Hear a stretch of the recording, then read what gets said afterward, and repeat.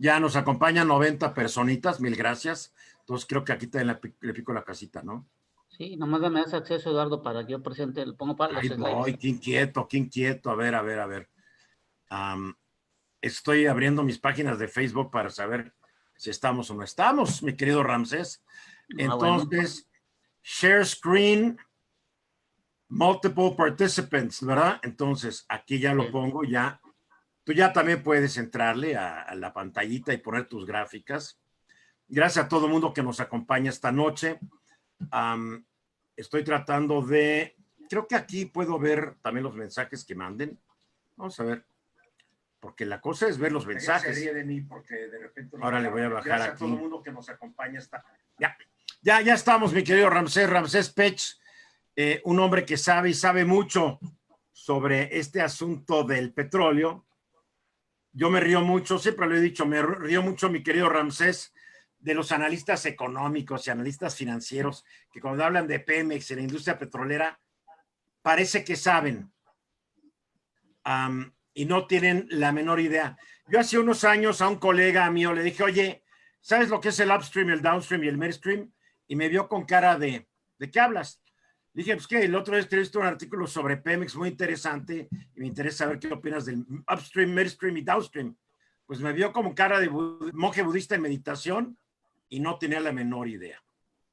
Ramsés Pech, mi invitado esta noche, es un hombre que se ha hecho en la industria petrolera, pero además es un hombre con estudios en administración, tiene maestrías. Digo, ahorita le vamos a platicar que pedí que nos platique un poco de su vida, porque el otro día subió una foto en un chat que tenemos del programa de Fórmula, donde se te veía Ramsés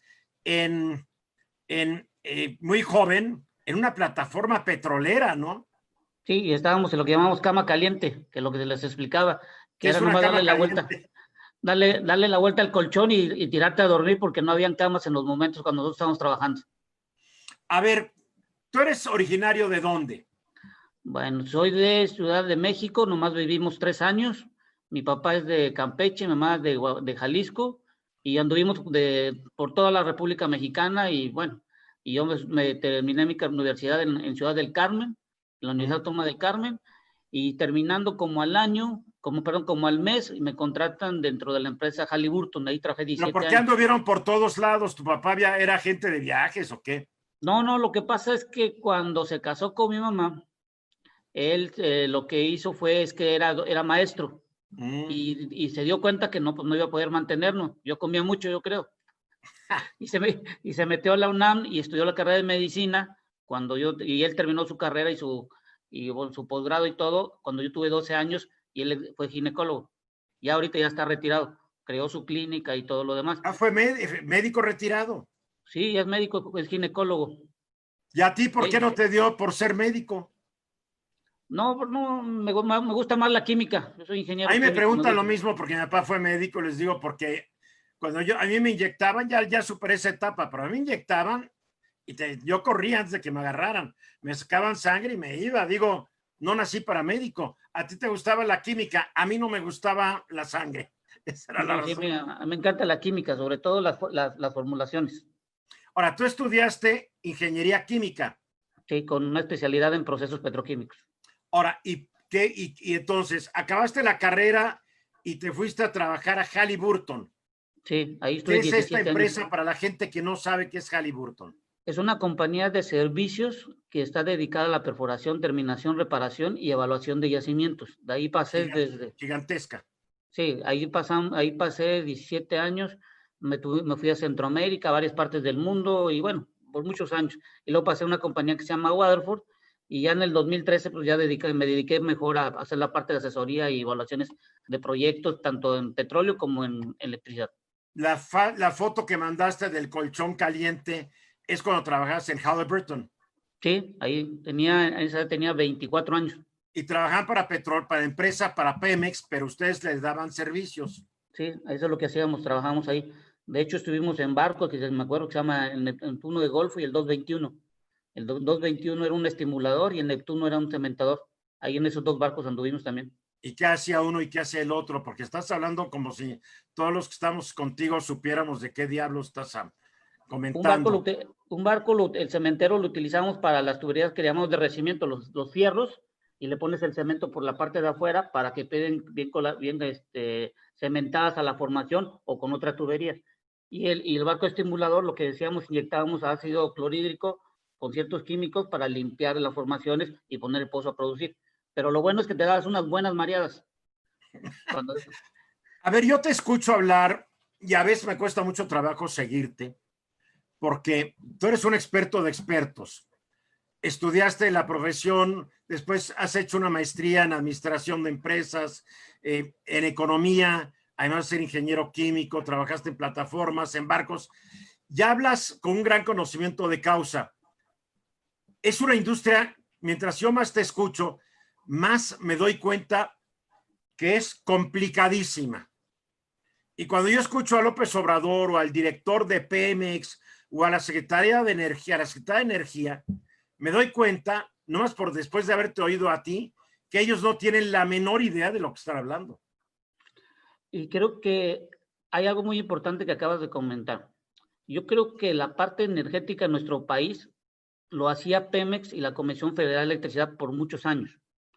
¿Y qué es lo que sucedía? Que muchos de los que cuando estudiamos nuestra carrera pensábamos trabajar en Pemex. Y yo tengo una anécdota porque estuve 6 meses esperando una ficha en el sindicato y nunca me la dieron. Y decidí, ya no quise meterme. Uh-huh. Y hoy en día lo que veo que los muchachos necesitamos que dentro de las aulas en las universidades les enseñen la parte economía. ¿Por qué? Porque anteriormente solo nos enseñaban a hacer cálculos de números teóricos de la parte de energía y hoy tenemos que ligarlo mucho a la parte económica. Y esto es muy importante porque entrando en lo de la materia, estuve revisando el día de hoy cuánto es lo que más o menos se está ejerciendo en la parte de energía en nuestro país.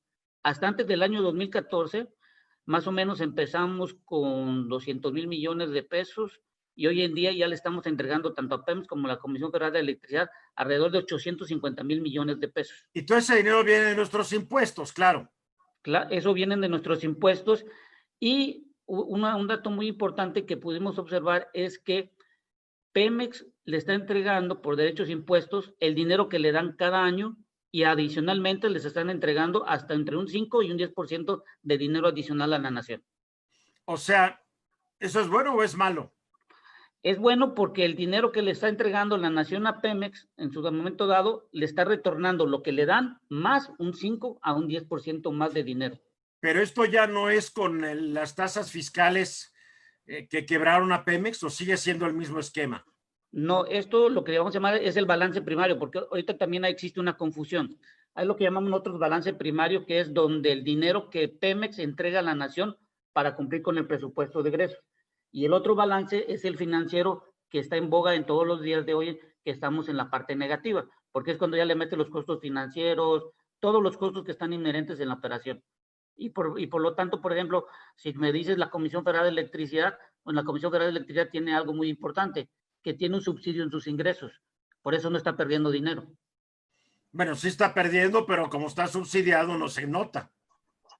Sí, y eso, por ejemplo, y ahorita que hablando si mañana tú me empiezas a subsidiar, voy a gastar todo y no se va a notar porque estoy subsidiado.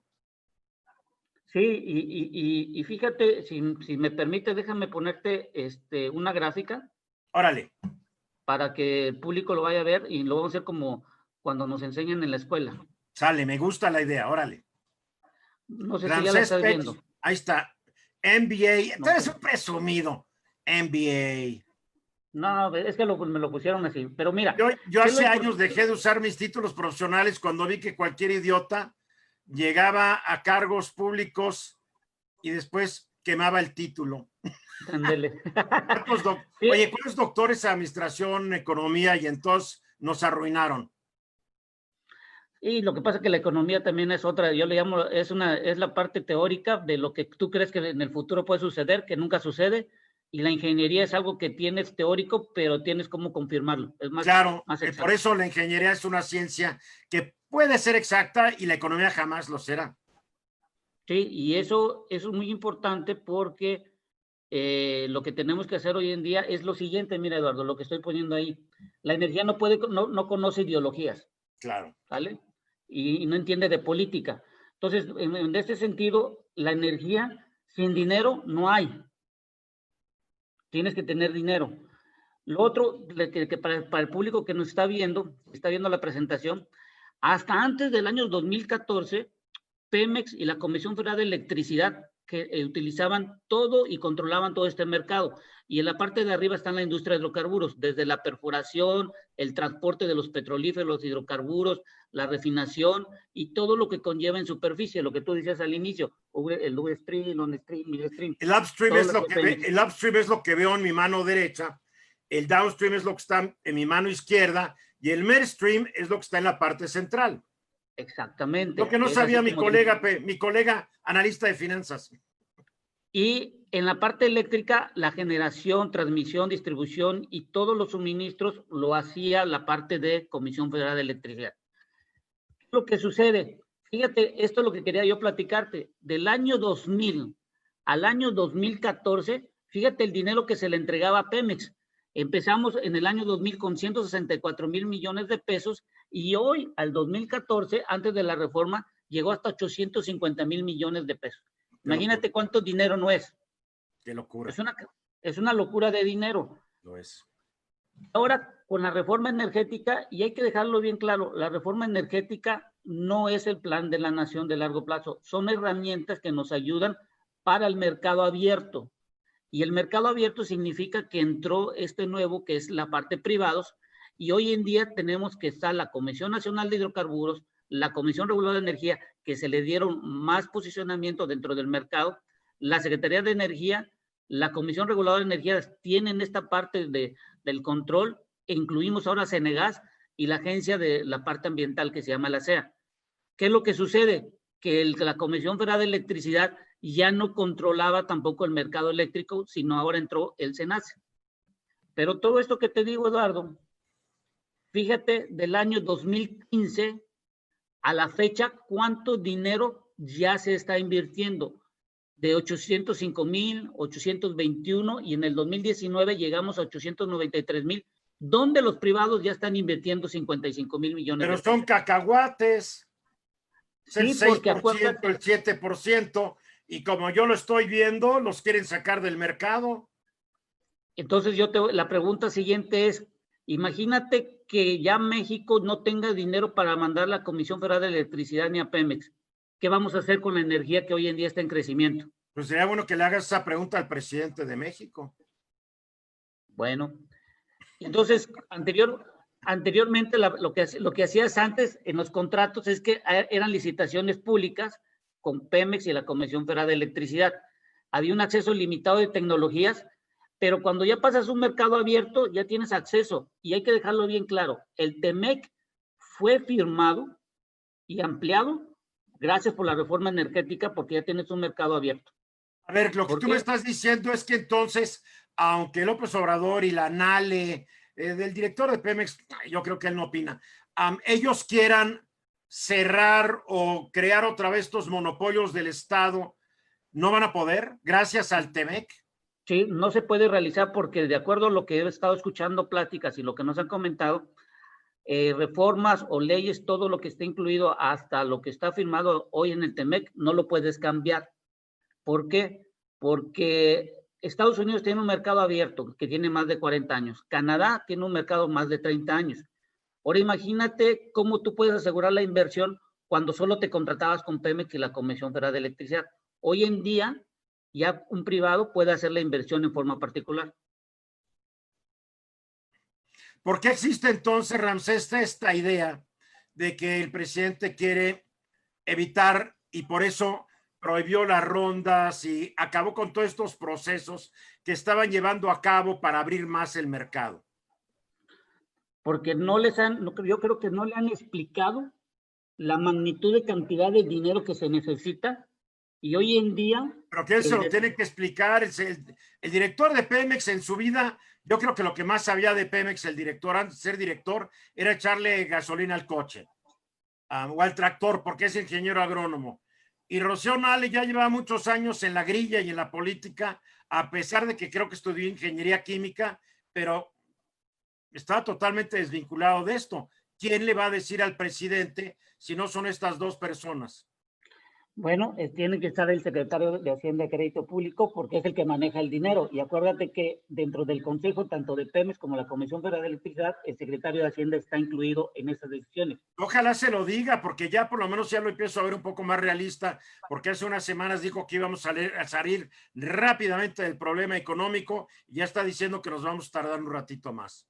Ojalá. Y eso que acabas de comentar es bueno porque ahorita, si te recuerdas, la semana pasada la Comisión Federal de Electricidad canceló 4 proyectos de generación de electricidad. Y hoy en la mañana se comentó que de 17 que tenía programados de construcción de plantas, solo van a ser 8. Debido a que no hay dinero. Lo que está haciendo Secretaría de Hacienda y Crédito Público es diciendo, a ver, yo no te puedo asegurar que tengamos el dinero necesario para invertir en energía y no puedo pasarme de lo que te estoy dando hoy en día de 850,000, 900,000 millones de pesos. Entonces, el señor Bartlett, que presume de nacionalista, aunque vive como capitalista, va a tener que tarde o temprano aceptar que entre la inversión privada. Y tiene que entrar, ¿por qué te digo esto? Porque, por ejemplo, fíjate, el gasto de Pemex, fíjate cómo está de enero a mayo. El año pasado, que tú puedes ver aquí en los puntos naranjados, esto corresponde a este año. Y el año pasado le dieron 31,000 en el mes de mayo y hoy 39. Es decir, Pemex le están dando más dinero este año. Pero fíjate por qué. Porque cuando lo conviertes en dólares, claro, está casi igual. Claro. Ahí está la realidad. Es que acabo de aprender algo. Bueno, no lo acabo de aprender, acabo de recordar, y creo que es muy bueno que la gente que está con nosotros esta noche, cada vez que vea datos de inversión pública de este país, los traduzca a dólares y los compare con las inversiones de años anteriores, también a los dólares que valían en esa época. Y se dar cuenta si estamos creciendo o no creciendo, porque en pesos todo se ve siempre muy espectacular, pero yo siempre que divido entre 20, porque 22 ya se me complica, digo, pues no es mucha lana, ya cuando lo ves en dólares. Sí, y hay que recordar que a Pemex y la Comisión Federal de Electricidad es en pesos, pero casi el 80-90% de sus contratos son manejados en dólares. Porque aquí estoy viendo, son 1,650 millones de dólares. Son 1.68 billones, miles de millones. Son miles de millones, por eso 1,680 millones de pesos, ¿no? 1,680 millones de dólares es en tu derecha, tuya, okay, y a la izquierda es pesos, son 39,000 millones de pesos. Ya, por eso, y por eso ya nos hicimos bolas, por eso digo que son 1,650 millones de dólares. Exactamente. ¿Esto es mucha lana dentro de la industria petrolera o son cacahuates? Son cacahuates. Qué bueno que lo dices también. Son cacahuates. Ahorita te voy a decir por qué. Órale. Fíjate la Comisión Federal de Electricidad cómo está. Por eso ves que Bartlett está un poco disgustado y por eso nos quiere cobrar la luz, porque la Secretaría de Hacienda y Crédito Público este año le está dando menos dinero. Pero en Tabasco no pagan ustedes, ¿de qué se quejan? No, pero sí está cara la luz. Pero tú estás pagando, el presidente dijo que no pagaron los tabasqueños. No, sí estamos pagando bastante luz. Fíjate, otra cosa, mira, Eduardo, y eso es lo que estamos haciendo es en función de lo de del gasto del país. Fíjate. Acuérdate que en México tenemos dos cosas, ingresos y egresos, y tratamos que sea una relación 1-1. El peso que entra debe ser el mismo que se gasta, pero siempre hemos tenido déficit. Pero cuando yo me voy en los ingresos... Cuando dices déficit, gastamos más de lo que tenemos y por lo tanto tenemos que pedir prestado.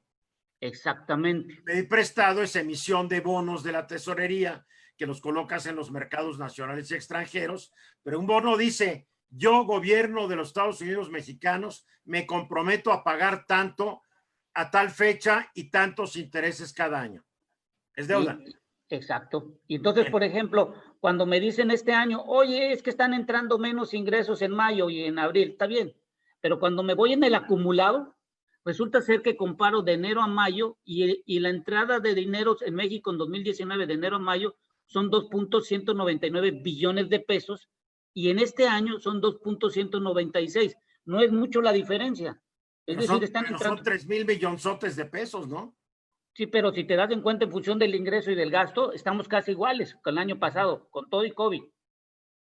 Pero fíjate que lo interesante es que aumentó la recaudación del ISR, del IVA, y el JEP que pagas de gasolina y combustibles es casi el mismo. ¿Sale? Sí, nada más que el impuesto a la renta tienes que considerar que hubo 3 empresas grandototas. Exacto. Que después de que los encueraron en una mañanera, decidieron pagar impuestos que estaban peleando para no pagar. Eso explica el aumento de 786,000 millones a 820,000 millones en el ISR. Pero si no fuera por esos 3, quién sabe cómo nos hubiera ido, ¿eh? Exactamente. Y luego cuando te vas al lado derecho, del otro lado tuyo, ve los egresos. Y si te das cuenta, los egresos de 2.371 comparado con 2.196 de los ingresos, estamos gastando más de lo que está entrando. Y por eso la deuda, por más que digan que no nos estamos endeudando, sí nos estamos endeudando.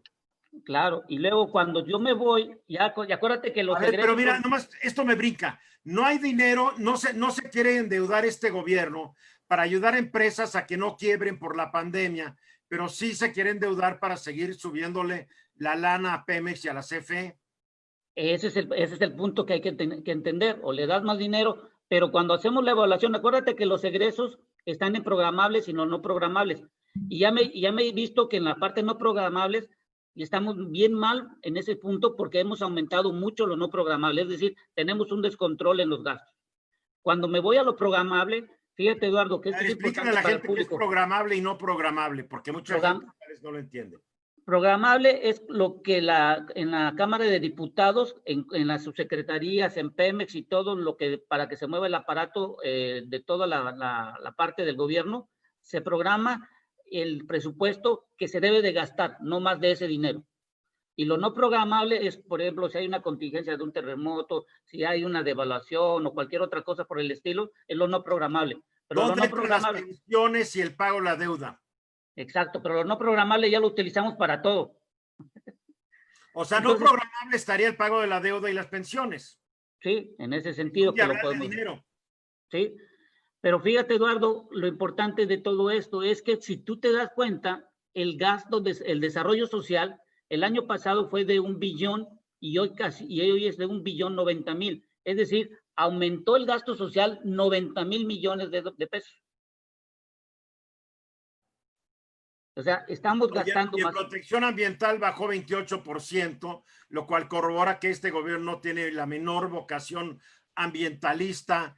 En seguridad interior bajó casi 5%, en relaciones exteriores bajó una bicoca, en coordinación de la política de gobierno bajó 3%, en justicia bajó 6%. O sea, cosas que a todos nos preocupan, aparentemente no le preocupan ni al presidente ni a los diputados que aprobaron este paquete. Sí, y estos son datos que son de enero a mayo de las estadísticas oportunas de la Secretaría de Hacienda y Crédito Público. No, son bien. Datos duros. Bueno, en función de lo que tú estamos platicando, fíjate lo que hicimos ahora. Agarramos los ingresos de todos los años, del 2007 al 2019, y estamos haciendo este ejercicio para saber realmente si va a haber dinero o no para Pemex y la Comisión Federal de Electricidad en función de lo que se necesita hacer. Ahora, cuando me voy en la parte de los ingresos petroleros, fíjate cómo se ha mantenido 1.3 billones, 1.2 billones, y ha caído y se ha mantenido. Es decir, la parte petrolera tiene buen dinerito que le está entregando a la nación. Los ingresos. Sí, pero tiene 400,000 millones de pesos menos que lo que tenía en 2013. Exactamente. La verdad, eso, o sea. Entonces, ya lo estás viendo y fíjate, el IEPS. Hay que decirlo, porque Enrique Peña Nieto dejó que esto se lo llevara al diablo. Y lo que hay que entender también, por ejemplo, cuando oigo y dicen, no, es que el IEPS, a ver, el IEPS del año 2007 hasta el año 2014, más o menos, era negativo por los subsidios. Es decir, ese dinero del ingreso se salía. Cuando entra la reforma energética, ya no hay subsidios, ahora se vuelve positivo. Entonces es un dinero adicional. El IEPS a gasolinas y diésel, ¿no? Esto es muy importante, este botoncito que está, esto que estoy aquí señalando, porque eso es cuando subió el precio de la gasolina. Entonces el presidente actual decía el gasolinazo y no volverá a haber gasolinazo. Ya sabes, en vez, yo me cansé de explicar, no es un gasolinazo, es el fin de un subsidio que nos costaba a los mexicanos Ve las cantidades, lo que nos costó que los que tenemos coche o los que tienen vehículos de autotransporte o líneas aéreas, todo este asunto, este dinero nos lo regalaba el gobierno. Exacto. Para que los jodidos siguieran jodidos. Porque todo este dinero que fue el subsidio se podría haber gastado en salud, en educación y en muchas otras cosas. Pero los gobiernos de la República, en toda su sabiduría, dijeron, vamos a venderles el cuento de que la gasolina en México es bien barata. Y ahí está el cuento, lo que nos costó el asunto. El presidente López Obrador lo agarró muy bien como causa política del gasolinazo. El gobierno de Enrique Peña no supo explicar de qué se trataba. Ve el lío que se armó, ¿eh? Y hoy sí pagamos gasolinas caras, pero ya las pagamos del bolsillo, ya no las paga el gobierno. Exacto. El costo real ya lo estamos pagando el consumidor, que antes nos absorbían cierta cantidad. Como lo pasa que hoy en decían, día con era la luz. un subsidio para gente con dinero a costa de la gente sin dinero. Porque exacto, aunque tuvieras una moto de un cilindro, ya tenías, si te estaba subsidiando el gobierno, esa gasolina. Bueno, y si eras entonces, dueño de Aeroméxico también. Bueno, basta. Entonces ya vimos lo del JEPS. Ahora fíjate en esta tabla, cuando ya me voy yo en la parte de la parte de combustibles y energía. Fíjate el dinero que se les metía en el 2007, 364,000. Y hoy mira cuánto dinero hoy en día se le está metiendo a Pemex y a la Comisión Federal de Electricidad y la compra de combustibles. 946,000 millones. A ver, ¿dónde está la flechita? No la veo. Aquí está, mira. Es que tú haces las tablas y te las sabes de memoria, yo no. A ver, déjame, voy a poner lo que le llaman show. Es el pointer. Ok, te voy a poner el pointer. Ahí está, ¿ya lo ves? Láser, sí, mira qué parece. Yo nomás tengo una flechita, ¿ves? Mira, toma.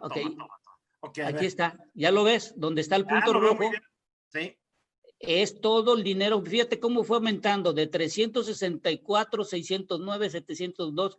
Imagínate que esto lo proyectáramos 10 años de aquí en adelante. Le tendríamos que estar entregando a Pemex y a la Comisión Federal de Electricidad casi 1.5 billones de pesos. Pues ahorita ya le estamos dando como casi una sexta parte del presupuesto total del país cada año, ¿eh? 946,000 lo estamos utilizando para energía. ¿Tú crees que sea justo que la nación gaste ese dinero y el riesgo financiero lo absorba la nación? Yo creo que mejor dejemos que los privados absorban ese riesgo financiero. Pero es que es lo peor, que el gasto lo asume el Estado, pero las pérdidas las asumimos los ciudadanos. El presidente siempre dice que el rescate de empresas privadas era usar dinero de los mexicanos para rescatar empresas privadas.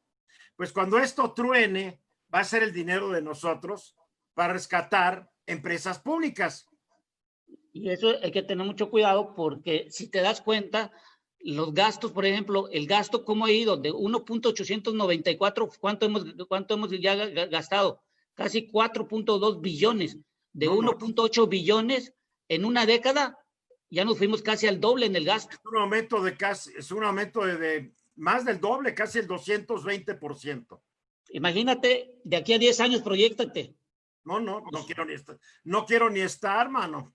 O sea que ya vamos a estar 10 años con más de 10 billones en gasto. A ver, como yo lo estoy explicando, como vamos rumbo al despeñadero. Y en la parte energética, si es que no se le permite a los privados hacer las inversiones. Y eso te lo quiero decir porque, fíjate, analizando Pedro de la Rosa, Eduardo, no veo que atienda las cuestiones de Facebook de los seguidores. Sí, Pedro, las voy a atender, pero primero vamos a acabar aquí. Paciencia, por favor, paciencia. Sí. Mira, lo importante, por ejemplo, he visto yo, por ejemplo, empresas como Shell, BP, todas las demás empresas, por ejemplo, ahorita estaba ya terminando un estudio y estaba viendo, por ejemplo, Valero en el año 2021 va a tener 7 terminales nuevas que van a ser como más de 7 millones de barriles adicionales de lo que tiene México.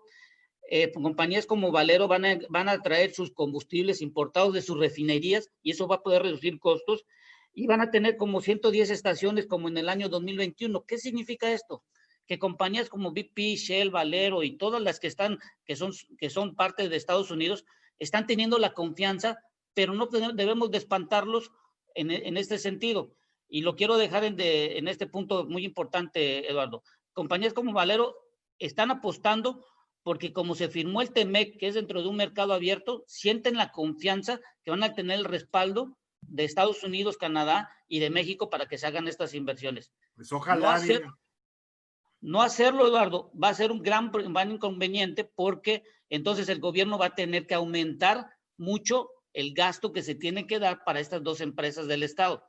Y esto, ¿por qué te lo digo, Eduardo? Porque muchas de las gentes, y eso lo quiero dejar bien claro en este siguiente slide, no han entendido que para entregar un proyecto, ya sea de inversión pública o privada en la parte energética, para su aprobación puede pasar desde 1 año y medio hasta 2 años, hasta antes del Consejo lo apruebe.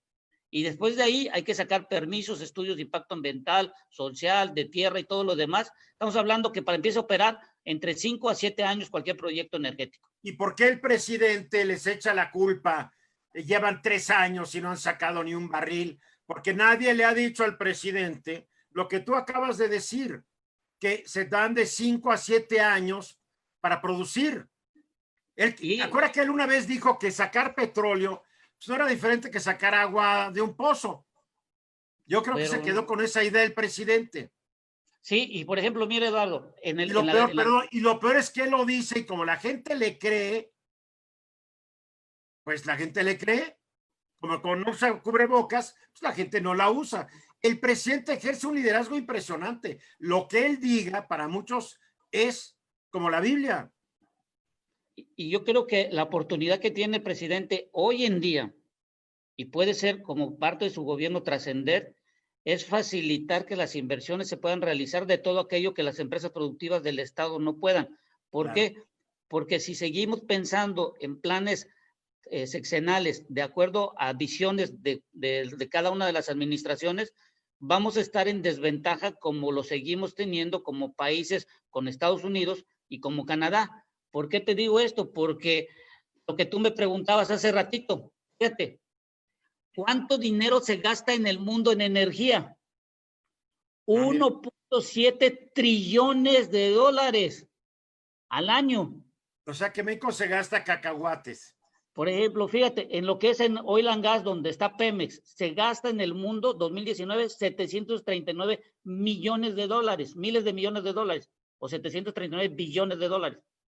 En la generación de electricidad, 487 miles de millones o billones de dólares. México se gasta 1.600 billones en todo. Fíjate, ahí te va. Estados Unidos, ¿cuánto gasta al año de oil and gas en la parte de minería, de lo de carbón, generación y todo lo demás? Se gasta 312 mil millones de dólares y nosotros solo estamos gastando 40 mil millones de dólares. Ellos gastan casi 9 a 10 veces más de lo que estamos gastando nosotros hoy en día. Mira, ¿sabes dónde te das cuenta? Cuando manejas la ruta del Golfo de México, de Galveston hasta Nueva Orleans. Yo me he echado esa carretera de noche y empiezas a ver todas las plantas petroquímicas, refinerías, una tras otra, tras otra, tras otra, tras otra, kilómetro tras kilómetro. Algo que no ves en México, algo que yo creí que con la reforma energética lo íbamos a ver en Tamaulipas de repente, íbamos a ver ese desarrollo, o en Tabasco, o en Campeche, pues ya no la vimos, porque además creo que este gobierno ha dicho que se van a dedicar a las aguas someras y a la tecnología del siglo XX. Y creo que ahí hay algo muy importante que acabas de comentar. Si hoy la tendencia y la tecnología necesita de energía y de materias primas para transformar, en el año 2040, el 100% de todo lo que hagamos vamos a estar en electricidad. Y eso va a quedar. Los coches van a ser eléctricos porque cada vez va a haber más coches eléctricos y dentro de 20 años muchas empresas han dicho no van a ser un solo motor de gasolina. Entonces lo importante es ver cómo generas tú esa electricidad, es decir, con gas natural, con carbón, con energías renovables o energías limpias. Y quiero dejar un paréntesis ahorita en eso que estamos hablando. En México hay lo que se llama energías limpias. Y energías limpias se refiere a toda aquella generación de electricidad con combustibles o con materia prima que generen menos de 100 kilogramos de dióxido de carbono. Es decir, una energía limpia puede ser una materia prima que genere combustión siempre y cuando no se pase de esos 100 kilos. Yo creo que el término correcto sería energía menos sucia, ¿no? Menos contaminante. Porque está la idea que estas fuentes de energía van a ser archiverdes y no dejan ningún rastro. Todo lo que el ser humano haga va a dejar algo. Sí, por ejemplo, y ahorita que te acuerdas que estábamos platicando en el fin de semana lo de la cantidad de saturación de oxígeno en nuestro cuerpo. Sí, claro. Entonces, por ejemplo, en la ¿Ya Ciudad te compraste de México, tu oxímetro? ya lo compré, ya. ¿Cuánto te está dando? 97, 95, 97, claro, 98. Estás ahí en Villahermosa, yo a duras penas 91, 92. A ver, nomás un paréntesis. Todos los que nos escuchan se tienen que ir a comprar un oxímetro. Es el aparatito que se ponen sobre el dedo y les dice cuál es la saturación de oxígeno que traen en su sangre. Si están abajo del 90 ya empiezan a tener problemas. Y en la Ciudad de México, pues mientras más alto hay menos saturación. Pero donde me estén escuchando, cuesta 300 pesos un aparatito de estos, 400 ya muy caro en Amazon, se lo ponen y varias veces al día chéquense, porque uno de los síntomas del COVID es que dejas de oxigenar. Entonces, es una buena inversión y les puede salvar la vida. Fin de la paréntesis. Vas, Ramsés. Bueno, y lo importante de esto que acabas de mencionar es, por ejemplo, en Monterrey, Guadalajara y la Ciudad de México, creo que debemos de entender y utilizar combustibles y aditivos que generen la menor utilización del oxígeno. ¿Por qué? Porque hoy en día el ser humano está compitiendo con los combustibles porque el aire no tiene la cantidad de nitrógeno ni oxígeno que la naturaleza nos dio para que nuestro organismo pueda tener la combustión. Y además seguimos talando árboles y bosques. Sí, y lo que está sucediendo es que estamos teniendo lo que llamamos una combustión incompleta y lo que se está produciendo más es monóxido de carbono. Y eso es más peligroso que el dióxido de carbono, por así llamarlo. Claro, claro. Cerramos paréntesis. Para que ya no me eche bronca a este hombre. Francisco Reina pregunta, ¿qué sería mejor? ¿Declarar a Pemex en bancarrota o seguir invirtiendo en la empresa? No podemos declarar en bancarrota porque tenemos una deuda de más de 90 mil millones de dólares y más de 100 mil, aunque Pemex no está en la bolsa de valores ni puede entrar en el capítulo 11 ni nada por el estilo, pero esa deuda a nosotros, como fue la caja chica del gobierno, porque lo que hacían es que pedía prestado Pemex y para completar el gasto corriente entraba vía Pemex y vía derechos e impuestos se trasladaban al gobierno. Por eso fue utilizado Pemex. Manuel Entonces, es muy complicado. Ramírez, ¿no sería mejor ya vender a Pemex? No, porque si tú revisas los activos y todo lo que tiene hoy en día, no creo que nos podamos conseguir una buena cantidad de dinero. Casi la tendrías que regalar. Claro, porque no sabemos. Gracias a toda la gente que felicita el programa, bla, bla, bla, pero vamos a las preguntas. Pemex debería depurar su plantilla de personal y eliminar a todos los sabedores, dice Sergey Ross. La verdad es que Pemex tiene más trabajadores de los que tienen empresas que producen y venden mucho más. ¿Por qué, mi querido Ramsés? Anterior Pemex, antes de la reforma energética, eran más de 150,000 y ahorita están como 110,000 la planilla. Y gran parte está lo que se llama Pemex Exploración y Producción, gran parte de la plantilla. ¿Cuántos trabajan? Creo que en Aramco, que es la petrolera más grande del mundo, tiene 40,000 empleados. Sí, lo que pasa que como Pemex en su momento cuando fue creada, la mayoría de las cosas las hacían los propios trabajadores. Y ya fue en el año 1993, 92, cuando empezaron ciertos contratos donde entraban compañías privadas por el avance de la tecnología y se dejó de hacer mucho lo del Instituto Mexicano del Petróleo, que anteriormente era la que desarrollaba muchas tecnologías. Yo cuando estaba en mis gloriosos 23, íbamos a lo que llamábamos el verano científico y encontré fotos donde íbamos en el IMP y en el IMP me enseñaron muchas cosas de refinación y petroquímica y ahora ya no hay eso que se hacía antes. Luisa Ruiz, siempre le ha gustado mucho escucharte y piensa igual que tú, que nadie, no, piensa igual que yo, que nadie sabe tanto del asunto. ¿Qué hay de la Isla Bermeja? ¿Y habrá un nuevo tratado para establecer los límites marítimos? ¿Qué es esto? No, lo que pasa es que hay uno que en la parte que llamamos nosotros la Dona del Golfo, en donde están los de aguas ultraprofundas. Y es lo que llamamos nosotros en el argot, lo que llamamos uyunitización, que es la explotación entre dos países que están compartiendo un mismo campo. Entonces, en México tenemos la Dona del Golfo, tenemos la área perdido, y en el área de Cuba y Estados Unidos hay una sección también que se está discutiendo. Y había una isla donde era el punto de referencia, que parece ser que desapareció y todo eso. Se hundió. Capaz de que estaban sacando petróleo los gringos, ya sabes que dicen que sacan el petróleo, ponen su pozo así, después se van al lado mexicano dicen que por ahí va, ¿no?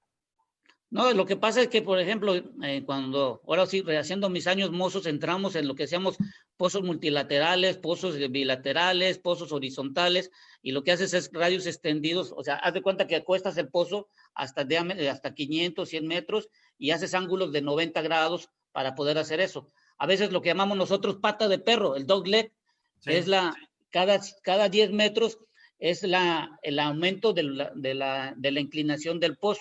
Entonces, dependiendo del pata de perro, es como tú hacías las que llamamos severidad del pozo. Entonces, ya eso es... ¿Tú no crees que las empresas transnacionales del lado gringo del hoyo de Dona no se estén sacando ya petróleo del lado mexicano? Lo que pasa que en esas zonas de la Dona del Golfo nosotros tenemos el 60%, pero el tirante de agua, haz de cuenta que donde está la arena hasta donde está la superficie son 3,000 metros. A 3,000 a 3,500 metros, y del lado americano está entre 2,000 y 2,500. Pero ellos ya hicieron estudios y lo que estamos viendo es que Estados Unidos se dedicó mucho, pero lo que llamamos nosotros en las formaciones de baja permeabilidad, ahí aumentaron casi a 8 hasta 9 millones de barriles diarios, que es lo que tienen en promedio hoy en día, que es en tierra. Alberto Van Buren, querido Santa Ruiz Gil, y si es que hoy me puse de rojo como Santa Claus, que este año no me pide nada para él, solo que termine la pandemia. Sí, que yo también, Albert, también. Francisco Reina, Pemex, la empresa mexicana más saqueada en la historia de México, tanto por directivos, por el sindicato y el crimen organizado. ¿Qué más? ¿Qué más? A ver, es que hay muchas. ¿Quién? Armando hay que privatizarla, quitársela al gobierno, aunque sea 49%. Está difícil. Eduardo, claro que pagamos luz en Tabasco y nada barata. Por cierto, está súper cara. Fue una mentira la nueva tarifa. Nos dice una muy ofendida, Blanca González Ábalos, tu paisana. Sí, está cara la luz, eso sí, no lo puedo negar. ¿Cuál es la deuda real de Pemex, incluidos los pasivos laborales? ¿Tú tienes idea? A ver, de lo que tiene de los pasivos de deuda son de 100,000 millones. Y acuérdate que lo que eran los pasivos laborales era más de 70,000 millones de dólares. Pero acuérdate que eso en el año 2015, con el nuevo contrato colectivo, esa cantidad de deuda fue asumida por la nación. Por eso la Secretaría de Hacienda y Crédito Público, dentro de lo que tiene programado, le da a Pemex esa cantidad de dinero para pagar las jubilaciones, que pasó a ser parte de la nación, que fue parte de la reforma energética que se trató. Claudia Prado Guerrero, le interesa tu presentación, que si la puedes compartir. Sí, Eduardo, si quieres la puedes poner ahí en la página tuya, ahí la puedes colocar. La vamos a subir a ruizgilitimes.com, mi estimada Claudia. Mucha gente dice deberían privatizar estas. ¿Por qué no las dejan de subsidiar? Pregunta Arturo Martínez. No, lo que pasa es que no pueden dejar de subsidiar porque, por ejemplo, lo que subsidian es la Comisión Federal de Electricidad. Si lo hacen, va a costar más cara la electricidad, la generación. Entonces tiene que subsidiar para compensar. Compañía de luz, que con la CFE están haciendo lo que durante años hicieron con la gasolina. Exactamente, lo acabas de decir. Es exactamente lo mismo. Gracias a Vanessa Méndez por sus recados, a Daniel Williams. ¿Quién más? Estoy buscando preguntas, ¿no? Pero si quieres voy platicando para que... Francés, ¿nos podrías explicar si Dos Bocas va a servir para evitar algo del desastre? ¿Cuál es la finalidad de Dos Bocas? ¿Valdrá la pena? Esta es una buena pregunta. Bueno, qué bueno que hacen esa pregunta. A ver, en días pasados nos comentaron la semana pasada cuando fueron a Salamanca que el Sistema Nacional de Refinación, que son 6 refinerías que tenemos hoy en día, se pretende llegar a 1,200,000 barriles que se les va a enviar a estas 6 refinerías. Sí. Y el máximo de producción que vamos a lograr por la contracción que tenemos hoy en día por hacer parte del país del OPEP+, va a ser de 1,780,000 barriles. Me voy a trasladar al mes de diciembre. Ya vamos a irnos a diciembre de este año. Es decir, que si nosotros mandamos a refinar 1,200,000 barriles, solo nos van a quedar 580,000 barriles para exportación. Pregunta, ¿tú crees que la Secretaría de Hacienda y Crédito Público va a dejar que dejemos de exportar en función de que no está entrando dinero? Creo que no le han explicado todavía. El patrón, ¿no? Bueno, lo otro, En las 6 refinerías que tenemos hoy en día, está entrando alrededor del 53% de crudo pesado y 47% de ligero. En el año 2009 llegamos a tener hasta un 58% de crudo ligero, pero hoy en día la producción de crudo ligero fue contraído. Para llegar a 1.200.000 barriles que se pretende, tendríamos que estar metiendo alrededor de 650.000 a 700.000 barriles, que hoy en día solo tenemos que están entrando a refinerías como 500.000 barriles. Nos faltarían 200.000 barriles. Tendríamos que hacer la importación de barriles. ¿Te acuerdas cuando se trajo un barco a principios de esta administración que se volvió un relajo, que se había traído por lo mismo, porque no había crudo ligero para meter a las refinerías? Porque necesitamos hacer una mezcla que tenga valor de comercial en los mercados extranjeros y el pesado no lo tiene. Y las refinerías necesitan mayor, porque fueron confeccionadas para crudo ligero. ¿Qué es lo de Dos Bocas? A ver, lo de Dos Bocas, y es algo muy importante. Dos Bocas es necesario dentro del plan de nación de largo plazo. ¿Por qué? Porque las 6 refinerías hasta el día de hoy no sabemos el diagnóstico real de la vida útil que van a tener, porque la de Tampico Madero es de 1914 y ahí tiene más de 100 años. Y la última es de 1979. ¿Cuánto dura normalmente una refinería en el mundo? En el mundo puede durar hasta más de 100 años, más de 50, siempre y cuando le metas dinero y le des el mantenimiento respectivo. Es como un carro. Ya, algo que ha fallado en México, ¿me entiendes? Exactamente. Y eso es muy importante porque imagínate ahorita, por ejemplo, en Salina Cruz, cuando hubo los temblores, o ahorita que hubo un temblor, salió de operación. En el anterior temblor que hubo, también salió de operación bastante tiempo. Imagínate cualquiera de las 6 refinerías, sucediera algo o un catástrofe, o algo que algunas de las 6 no funcionara ya una. ¿Qué pasaría? Entonces la de Dos Bocas puede entrar a quite, pero el problema de esta de Dos Bocas es que de 340.000 barriles, yo lo he dicho, no debería de ser ahorita. Mejor ahorrémonos el dinero, hagamos una de 100.000, que sería más barato. Ahora, tú una vez, tal vez te malinterpreté, el presupuesto para Dos Bocas no da para una refinería de 300.000 barriles. No, porque acuérdate que cuando se hizo el plan teníamos un tipo de cambio de 18.50. Correcto. Y hoy tenemos un tipo de cambio de 22 y el acero está subiendo. Y cuando yo estuve revisando el presupuesto del año pasado, le asignaron 55.000 millones a TRI para la parte de refinería y solo se gastaron 10.000. Quiere decir, y me está indicando que todavía los equipos no se ha pagado ni el 30 ni el 40% para apartarlo. Al menos que sean equipos que ya están construidos y lo único que se van a hacer es traerlos de donde están. Eso es lo que todavía no sabemos nosotros. ¿Y serán equipos usados que están en venta?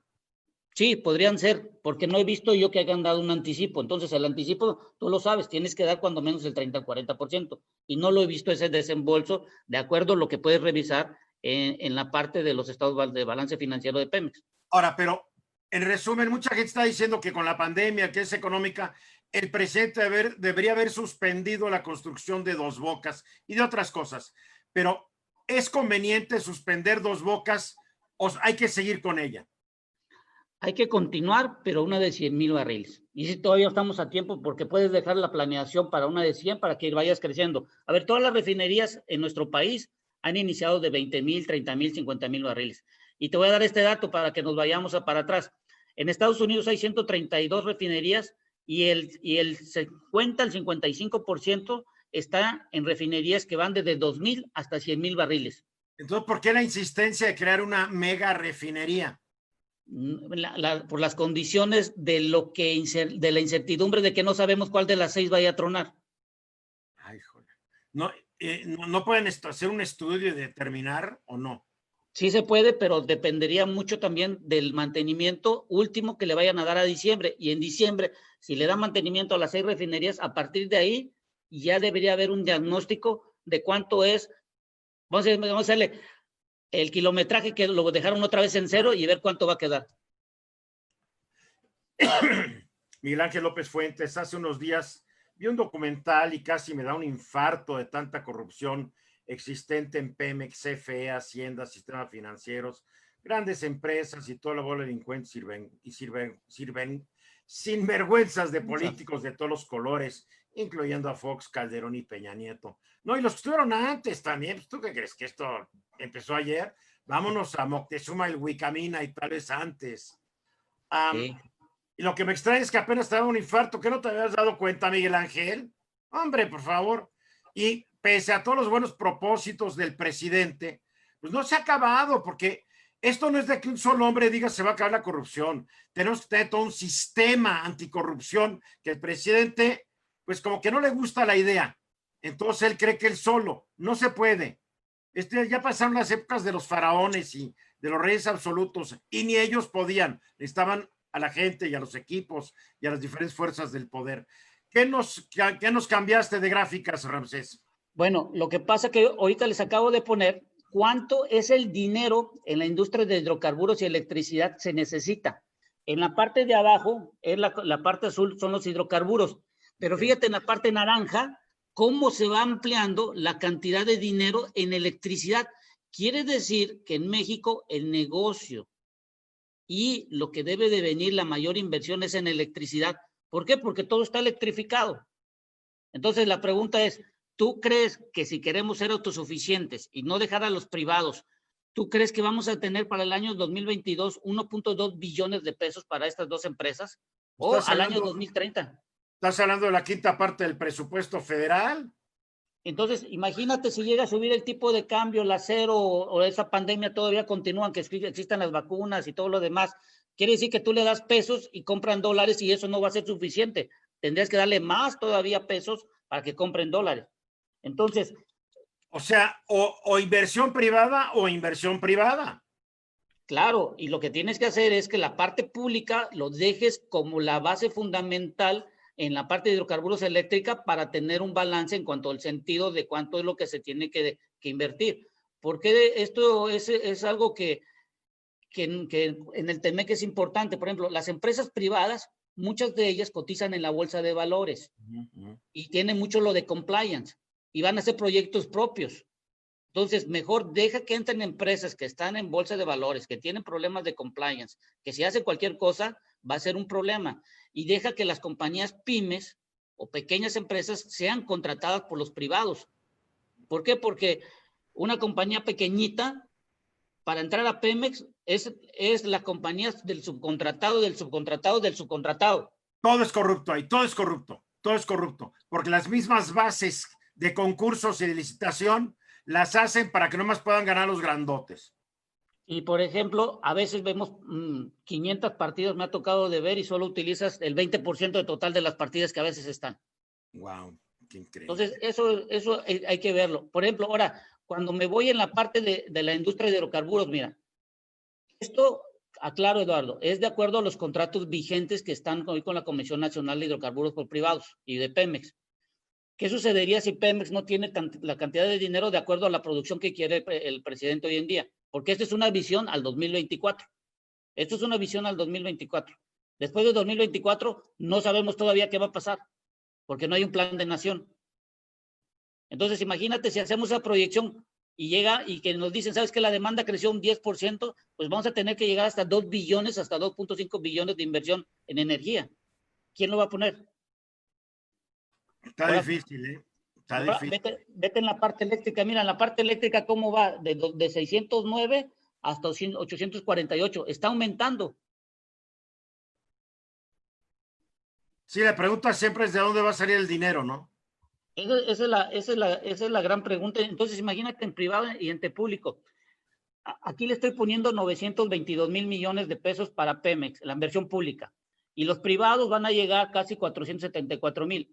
Vamos a hacer este ejercicio. Suponte tú que Pemex nomás le dejas 922 y me voy así. Es decir, que aquí estaría la inversión, si fuera constante, lo que le dieran a Pemex y a la Comisión. Es decir, fíjate la oportunidad que tienen los privados y lo que tiene la oportunidad el gobierno actual y los futuros de que este riesgo ya no lo asuma la nación, sino lo arriesguen los privados. O sea, esa es la gran oportunidad. ¿Tú crees que es una oportunidad que vayan a aprovechar? Pues sí deben de aprovecharla. ¿Por qué? Y me pasé esta gráfica, Eduardo. Ahorita con lo del COVID, esta es una gráfica que le llamo yo la regionalización, que empezó en el año 1990 y terminó en el año 2000. Es decir, regionalización entre países vecinos, como se hacía con la Comunidad Europea y con lo que hicimos con lo del Telecan nosotros. Y ahorita va a volver a surgir en el año 2020 con lo del COVID-19, porque no vamos a estar haciendo intercambios entre países del lejano oriente, Europa, por las condiciones del COVID-19. Claro. Entonces, ¿qué va a pasar? Vamos a regresar a lo que llamamos nosotros, que surgió en los 2000, la globalización, y se terminó hasta el año 2016, y va a volver a surgir en el año 2023, que es cuando se termina la regionalización. Que acuérdate que estábamos en el mundo en lo que llamábamos la hiperglobalización, y va a volver a surgir la hiperglobalización hasta el año 2030. Es decir, los próximos 4 años vamos a depender de nuestros vecinos. Y nuestros vecinos se llaman Canadá, Estados Unidos, que ahorita firmamos un tratado del TEMEC, que es regional, y el TIPAC, y lo que estamos por final con la Comunidad Europea, va a tener que esperar un poco a esperar cuál es, como tú dices, la nueva realidad. Sí, porque ¿qué cambio hemos sufrido en este mundo por la pandemia? Bueno, y las locuras de Trump declararon la guerra a China, la guerra comercial, o sea, el mundo yo creo que está muy mal es porque los liderazgos nacionales han fallado. Y si el liderazgo del principal país del mundo ha fallado, pues no podemos esperar mucho de lo demás, ¿eh? ¿No? Y por ejemplo, lo que nos están diciendo nuestros vecinos, seguridad física, que es para el cuidado de las gentes cuando estén laborando, y la certeza jurídica. Y se llama certeza jurídica porque ya firmamos un contratado comercial ahorita, el TEMEC, tenemos el TIPAC, y estamos en vías con el tratado con la Comunidad Europea que se llama el Telecum. Además tenemos 11 tratados de libre comercio firmados con otros países del mundo. ¿Y sabes de lo que han servido? Pues de muy poco. Para el Telecam nos volvimos manufactureros de marcas, no inventamos nada nosotros. Maquiladores, somos un país maquilador. Sí, y entonces, por ejemplo, lo que hicimos con la reforma energética es que se firmó porque si no se hubiera realizado, el TEMEC no se hubiera firmado. ¿Por qué? Porque el capítulo 14 de las inversiones dice bien claro que tiene que ser protegidas por los estados, municipios y un montón de palabrerías que está ahí. Y en el capítulo de órganos reguladores, ahí la CONAMER la hacen como el órgano regulador fungiente de México, y entonces te están diciendo, en el TEMEC necesito que existan en tus mercados reguladores para que las inversiones no me las vayas a perjudicar. Ahora, pero están hablando de las inversiones hechas hasta que empezó el TEMEC. ¿Qué pasa si el gobierno no quiere que vengan nuevas inversiones? Bueno, entonces vamos a tener este problema. Mira, fíjate el flujo que tenemos en el año 2017 de la gráfica de API, en la parte energética. Fíjate cuántos barriles nos vendían de petrolíferos, 1081 barriles. Nos vendían 4.2 millones de pies cúbicos de gas, ahorita es más. Y fíjate lo de electricidad, también electricidad nos mandan. Claro. También importamos electricidad. Y fíjate cuánto le mandamos nosotros de electricidad, 15.8. También exportamos electricidad. Estamos en 0.8 gigawatts. Entonces, imagínate si no hacemos si no ayudamos en esta parte, hoy en día que vamos a tener esta regionalización en la parte energética, porque no vas a mandar el gas natural a Europa. Le conviene mejor que nos lo manden a México, el gas natural, claro, porque es regionalizado. Los petrolíferos, los combustibles, ¿qué le conviene? Por ejemplo, compañías como la que te decía, Valero, va a mandar su crudo, sus petrolíferos, sus combustibles de Estados Unidos a México y va a invertir. Y eso nos va a ayudar a nosotros. Entonces, esto que te digo, ¿por qué? Porque fíjate, en el año 2019, ¿cuánto le vendimos a Estados Unidos? 25,000 millones. ¿Y ellos cuánto nos vendieron? 47,000. ¿Cuánto es la ganancia que tiene? 21,000 millones de dólares. No más del sector hidrocarburos. Estamos hablando nada más de eso, imagínate. Fíjate, o sea, cuánto que nos va en feria. Claro, imagínate cuánta electricidad consumen por día, por megawatt por hora. 350, 450 mil, 10 veces más de lo de nosotros. Por eso invierten tanto dinero ellos. Entonces, por ejemplo, si tú quieres desarrollar industria, fábricas, comercio, turismo y todo eso, necesitas electricidad y necesitas hidrocarburos. Como se dice en inglés, that's it. Oye, ¿dónde quedó la soberanía? No tenemos soberanía sobre el recurso No, cortamos todo. El presidente como que nos quiere convencer que nos vamos a volver soberanos, pero como yo lo veo, no hay forma. No, y yo creo que hay que entender una cosa, a ver, la riqueza de un país no se debe de repartir, la riqueza de un país se debe de transformar para poder tener un crecimiento sostenido. Guillermo García Rojas dice, yo creo que el gobierno más adelante sí va a negociar con la iniciativa privada. Pienso que lo que hizo primero fue para un negocio en el que estaban varios políticos y funcionarios o exfuncionarios, sobre todo, y en situación ventajosa. Por eso paró aeropuerto, planta cervecera, pero creo que sí está a favor de la inversión privada. Todo a su tiempo. ¿Tú crees que tenga razón Guillermo o deseamos que tenga razón? Lo que pasa, a ver, los proyectos de inversión de energía, vuelvo y repito, para que lleguen a ser aprobados por un consejo, tienen que pasar 1 a 2 años, porque hay que evaluar ciertas cosas de mercado y todo lo demás. Y después de eso hay que sacar los permisos ante la CRE, la CEA o la Comisión Nacional de Hidrocarburos, que es un contrato que firmas, y lleva un proceso. Ya que firmas todo lo que tengas que hacer con los órganos reguladores, empieza la construcción o la instalación o la operación dependiendo de la parte de la cadena donde entra. Entonces, un proyecto desde que inicia hasta que pone operación tarda alrededor de 3 a 4 años. Un sexenio en nuestro país tarda 6 años. Por eso digo que nosotros hacemos planes sexenales, no de largo plazo. Y mientras sigamos así, cada 6 años se inventa el país. Claro, porque cada administración, dependiendo de su visión y de su ideología, es como piensan que debe ser la política pública, porque lo que estamos haciendo son visiones de sexenales, no misiones de largo plazo. Entonces, por ahí, mira, ¿te acuerdas cuando éramos chamacos? De Tin Marín, de Doping, güey, tú, Caramácara, yo no fui. Así estamos ahorita. Y algo muy importante para que escuche el público. Qué bueno que Pemex y la Comisión Federal de Electricidad se están quejando con los órganos reguladores. Ya lo vimos ahorita con lo de la parte de energías renovables, con las tarifas eléctricas, con la simetría de Pemex que ya no lo tiene, la nueva política de tickets y varias cosas. Qué bueno que lo están haciendo porque acuérdate que antes del 2014 no habían precedentes, porque todo lo hacía Pemex y la Comisión Federal de Electricidad. El mercado tiene 5 años. Entonces, estos precedentes, y esto tiene que tomarlo en cuenta la iniciativa privada, también tienen la oportunidad de ir con los órganos reguladores y decirle, oye, si a Pemex tú le hiciste caso porque le estaba afectando su negocio y a la Comisión Federal de Electricidad, también a mí me está afectando. Pero lo que tienen que hacer es, y lo vuelvo, por ejemplo, y lo voy a decir, Coparmex, el Consejo Empresarial y todos los demás tienen que agrupar a las empresas privadas para que lo representen ante los órganos reguladores y las quejas que tengan del negocio, pues están a la par porque ya hay un precedente de 2 empresas productivas del Estado que están en el mercado. ¿Para qué pelearte cuando ya pusieron un precedente? Ay, ay, ay. ¿Cómo aterrizamos este tema, mi querido Ramsés? Para que la gente ¿con qué se debe quedar la gente hoy en su mente? Que si no hay dinero, no hay energía. ¿Sale? Y si tú me lo permites, y voy a leer un texto que en la noche del domingo me surgió. A ver qué te parece. A ver, déjame lo voy a poner. Dice, a ver, ¿dónde está? En México la política siempre sus discursos no aportan la negociación. La política en México hemos entrado, a ver, déjame ver dónde lo ahí está.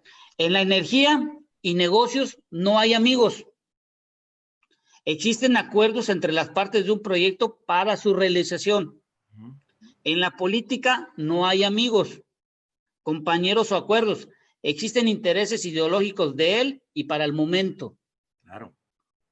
Entonces, una cosa es la política y otra cosa es que es la energía que necesita dinero, porque la política, no digo que no aporten al país, porque la política lo que debe ayudar es a coordinar el beneficio común de la sociedad. Es coordinación. Y la energía necesita dinero para satisfacer el crecimiento económico con las tecnologías que la humanidad necesita para hacer su movilidad hoy en día. Si no hay dinero, no vamos a tener nada. Que queda claro, y el gobierno no lo va a tener nunca y va a tener que abrirse o decidir que el país sucumba en aras de una idea irrealizable. ¿Y tú crees que Estados Unidos nos va a permitir que nos volvamos a quedar cuando nos dio la primera oportunidad en el Telecán y solo nos volvimos ensambladores y hoy en día nos están dando nuestra segunda oportunidad y el mundo nos está dando una segunda oportunidad porque el reloj económico se vuelve a iniciar otra vez a partir del 2020 con la nueva realidad? Ojalá se aproveche, porque cómo se desperdició la primera, terrible. Yo hoy comentaba en el programa, el presidente se equivoca cuando dice que este país tuvo neoliberales, tuvo neocuates, hubo un neocuatismo. Se repartieron el botín políticos y grandes empresarios, y eso no es ser neoliberal. Neoliberal es Corea, neoliberal es Japón, neoliberal es Alemania, neoliberal son los países del norte de Europa. Eso sí lo saben hacer y no son neocuatistas como México lo ha sido. Ya están las consecuencias. Entonces, más bien el país fue, como dice también el presidente, fue neoporfirista, pero no fue neoliberal, ¿eh? Sí, porque el dinero, acuérdate lo que hemos dicho, el dinero no conoce ideologías, busca quien lo utilice para el provecho del crecimiento, y los recursos naturales y la riqueza de un país no se reparten, se transforman, y hay que tener en cuenta que tenemos que estar alineados a la transición energética de electrificación que se va a tener en el año 2050. ¿Sale? Muy bien, pues hemos aprendido todos mucho esta noche, mi querido Ramsés. Me impresiona la manera en que traes todos los números en la memoria. Wow, en fin. Te lo aprecio mucho, te estimo mucho y te agradezco mucho que hayas estado esta noche en el diálogo nocturno, mi querido Ramsés Pech. Gracias y te felicito porque estos programas son buenos porque te permiten un poquito más desplayarte y ayudar a la comunidad. Y ahí vamos, mira, va creciendo. Es como cualquier proyecto, empieza y con el tiempo pues va a agarrar su verdadero nivel y dimensión. Te lo agradezco. Sigue, ¿en qué temperatura hay en Villahermosa ahorita? Bueno, en el día estuvimos entre 40 y 44 grados. Quiso llover, pero nomás fue un rocío nada más. Y ya está el calor ahorita, estamos como en 32. Híjole, yo aquí en mi despachito, 25 grados. Calor pues, también. Calor. Con el aire acondicionado dentro de la casa estás en 23. No, no tengo aire acondicionado. Yo abro la ventana, es mi aire acondicionado, pero como llovió la cerré. Oye, te mando un fuerte abrazo, saludos en casa y nos hablamos pronto y nos escuchamos en el programa uno de estos días, ¿sale? Sale, pues cuídate y te mando la presentación para que la pongas ahí en tu página. Por favor, para que toda la gente lo sepa. Y a toda la gente que nos acompañó esta noche, mil gracias, ya lo saben. Lunes a viernes a las 10 de la noche aquí en Facebook estamos. Mañana otro invitado, otra persona, hablaremos de otro tema. Gracias a todos los que nos acompañaron. Recuerden, si lo quieren volver a ver o lo quieren recomendar, lo pueden ver este programa en mi página de Facebook, Ruiz Gili, o en mi sitio de YouTube, que es Ruiz Gili Times, también lo pueden ver ahí. Y estoy subiendo una liga de todos los programas a mi cuenta de Twitter y Instagram, que es como que todavía no le agarro bien la onda, pero ahí vamos. Ramsés, gracias y gracias a todos los que nos acompañaron esta noche. Lo chistoso de esto es que siempre se ve cuando vas a cortar porque estás buscando dónde picarle al botón. Gracias, Ramsés. Gracias a todos. Hasta mañana. Descansen. Buenas noches. Cuídense y si salen, su cubrebocas.